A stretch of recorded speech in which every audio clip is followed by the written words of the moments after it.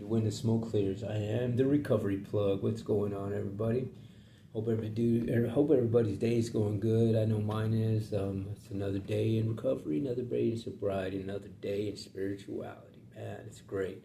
Yeah, man, I've just got back from a Narcotics Anonymous meeting that I attended here in the city of San Antonio, Texas. So that I go to a meeting that's downtown. It's called the newcomers meeting, and I like going to that because they have that every day at 1:30. So whenever I got time, I'll go hit that meeting up and take in another day to help somebody out, and it helps me out. It's part of my therapy. It's part of the things that I do, and but before we get started with today's topic, I'd like to please, if you would, take a moment of silence, followed by the serenity prayer for the addict who still suffers. So if you would, please, a moment of silence. God, grant me the serenity to accept the things I cannot change, courage to change the things I can, wisdom to know the difference. All righty, well, let's get started.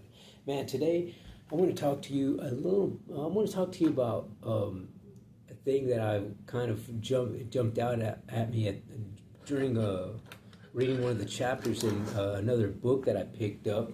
And the book is called Cure Mind Over Body, and it's a journey into the science of mind and body over. It is by Joe Marchant, and this is the book right here. It's a pretty good book, and one of the things that I was reading in that book that kind of stuck out at me was they talked about the placebo effect.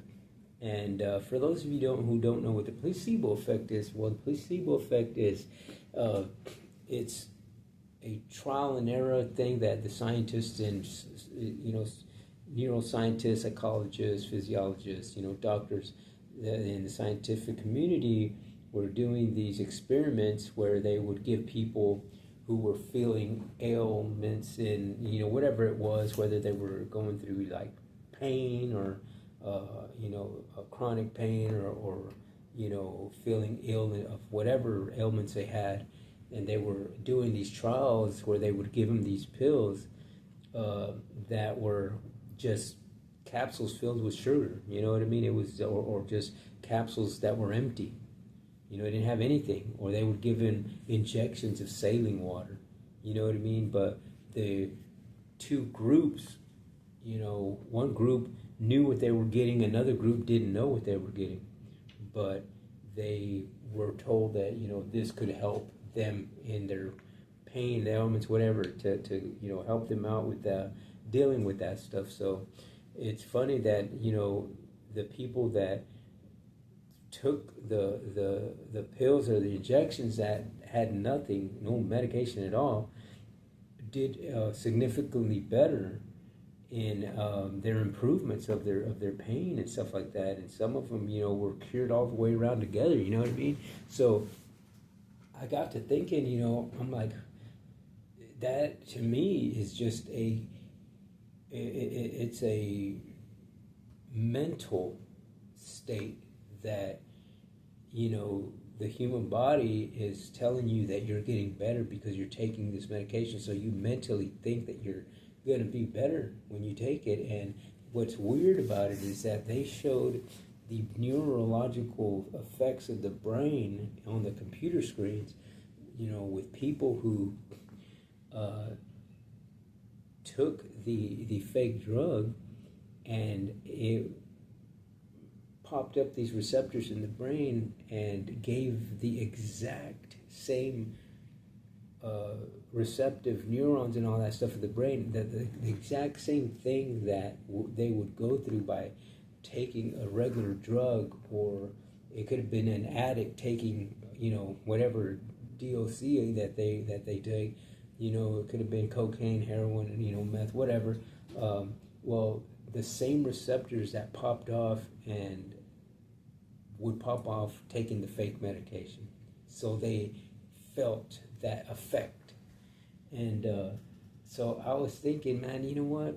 I could remember, at one point in time in my addiction when I would be wanting to take the drug. Like I like my body wanted it, and my mind wanted it, and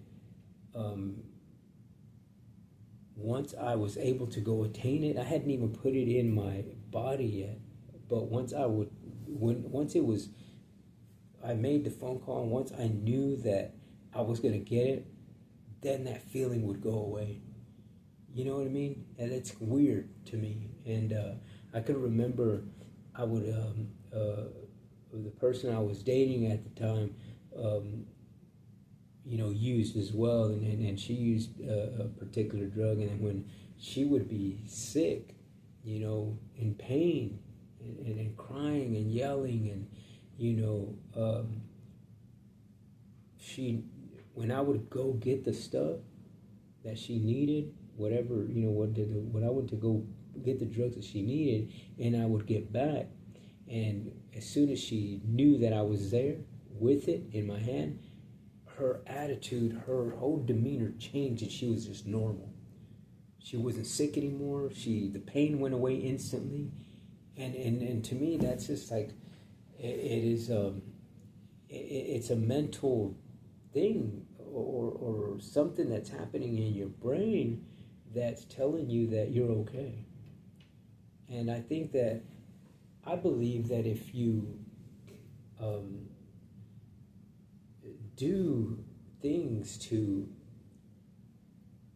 get your mind to think in these positive and effective ways, then you're able to kick habits, you're able to get out of depressions, you're able to move your life from being angry or sad or lonely to engaging in a positive and productive life. You know what I mean? And I know that when I can remember even driving by a certain part of town or down a street that I would, know that there's drugs or there or whatever, and I would get this feeling in my stomach. I would get this mental and physical feeling of like, okay, I'm fixing it, like you're really, like you can feel it already. And so I knew that when I took away things that were, physically that I could see and feel, touch, something that was tangible, that it would change the way it would change my thought process. It would change my thought process, and it would change my feeling, my physical feeling. And so, I know that when I was in the addiction, and when I kept myself in that environment, if I kept myself in that, whatever, because I was homeless at one time, and sometimes I would go and live in motels and in these tent communities, and just in people's, go from one person to the next that I knew and hang out at their houses or whatever.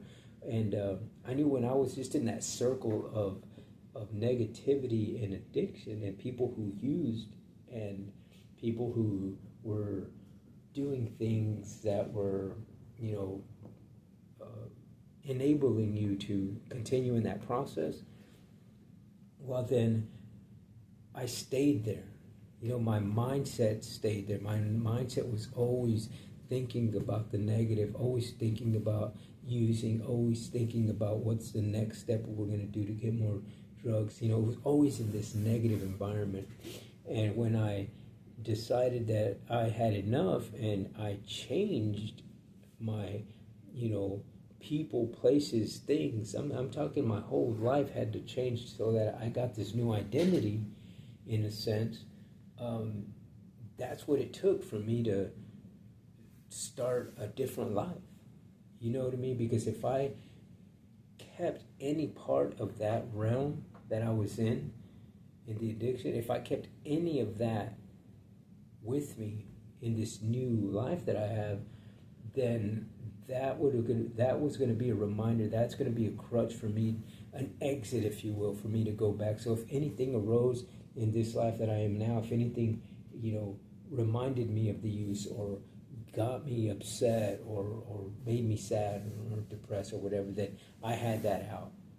There's always going to be that out. And that was something that I knew that I didn't want to have around myself. So everything that I do now in my life today is all positive. Everything that I do is all positive and spiritual. It revolves around a recovery community. It revolves around a spiritual community. I got a lot of different things that I do that I'm replacing all the negativity, all the stuff that I would do on a daily basis from sun up to sundown. Everything that I do now is replaced with positive and encouraging and spiritual things that I do. So, I can remember in the addiction, I would, as soon as I woke up, wherever I was sleeping, the first thing that came to my head when I popped up was, okay, well, where's my bolo? I need to take a hit. That was the very first thing. You know what I mean? And if I didn't have it, then I'm pissed off, and that's how my day started. And everything after that was, okay, well, you got to go get it. Go see somebody who has it. Maybe they'll give you a hit, so you can function and move on forward. But for me, it was always, I couldn't move forward in my day unless I had that. That's my mentality. My mentality was that, okay, I can't do shit unless I take that first hit. Once I take that first hit, then I'm good. Then I can move forward with my day and move around however I needed to. But unless I had that first hit, then I couldn't do it. I was pissed. I stayed stagnant, and I was just in this ugly, mindset. And so what I do now is everything that I do, it's positive. Everything I do is encouraging. Everything that I do has spiritual meaning behind it.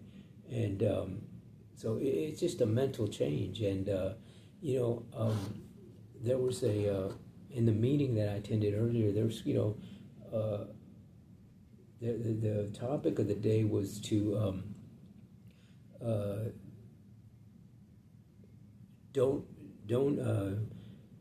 don't shoot the messenger, in a sense. So what it was is that they were saying that, because of how somebody presented a program, a 12-step program to somebody, they judged that person. You know what I mean? And they didn't like the program because the way somebody approached them with it. And it was funny that was the topic of the day, just because the night before, which was last night, I was talking to a friend of mine, and I had told him that I do a podcast, and he was surprised and stuff, but he mentioned to me that he was in a 12-step program at this facility here in San Antonio for veterans. It's called Villa Serena, and because someone there approached him the wrong way, and I guess perhaps they didn't explain it right, or maybe they were quote unquote being like I would call it being a Jesus freak, in a sense, because sometimes people in the world of 12-step programming are kind of like that, and they throw this, they want to kind of shove the program down your throat, in a sense. And for him, that's the way he reacted to it, and so he walked away from the program. You know what I mean? And he still uses today, and that's just his life. And I don't judge him for it, because he's a friend of mine. But what I do is I encourage him, and I hope that I do. I hope that I encourage him, that maybe if he sees me, because he did mention, he goes, man, I would never have thought that you would be doing a podcast on, addiction recovery, just life in general. And, my response was that, I just feel that I need to share a story. I think that people are spiritually starving. I think people are just running around, with no direction. And I think that if they can hear it from somebody who, was homeless, who was in the world of addiction and in the world of, selling drugs and doing drugs and just, doing licks and all this kind of stuff. They could relate, you know what I mean? Because I've known a lot of people in my life through the adversities and stuff that I've gone through that are still there and that are still struggling. And I'm just, I feel that because I listened to somebody one time at a meeting, and their story helped me to move forward in my sobriety. And that's what I want out of me sharing stories with you guys is I'm hoping that maybe I would touch somebody and help somebody and give them a little bit of knowledge, a little bit of wisdom on, different aspects of being addicted and being, depressed or being in this state of, man, my life's not going anywhere. How do I get out of this? And, I'm here as living proof to tell you that you can move forward in your life. You can have things look better for you. But, going back to that whole placebo effect is that if you take action mentally and just tell yourself, maybe put visual things, what I do is I like to write things down on paper, and I do journaling, and I'll put it up on my walls and know that, okay, well, I got to do this today. Like one of the things that I do is I got the serenity prayer. That's the first thing that I see when I wake up in the morning. So because that's the first thing I see, that's the first thing that I do is I recite the prayer. And I do a few minutes of meditation as soon as I pop up, you know what I mean? And that sets the tone for me. That sets the tone for me in knowing that I'm active in my recovery and active in my spirituality, and I need to set my day forward is going to be on that note. And it works for me, you know what I mean? It works for me, and I just wanted to, let people know if you take action and you do things, that it's a mental state, because you got to mentally prepare yourself. You got to mentally, know that you're going to do better. Mentally, if you change your mentality, you'll be surprised at how different your life starts moving. You know what I mean? So it goes back to one of the things that I've attended quite a few empowering motivational speakers and stuff like that, and one of the things that stuck out to me, one of the conventions that I was at, was that the guys like saying, man, if you want to be a millionaire, well then hang out with the millionaires, do what the millionaires do, you'll eventually start moving in that direction. And that to me is really true, man, because when I was in the world of addiction, I didn't do anything but hang out with people who used. I hung out with people who sold drugs, people who did drugs, and people who did illegal shit. And in turn there, that's what I was doing. That I became a product of my environment, and until I removed myself from all of that stuff. And what I involve myself in now is I involve myself in my recovery community. I involve myself in my spiritual community. I involve myself in my church groups, in my peer support groups, in NA meetings, AA meetings, 12-step programs.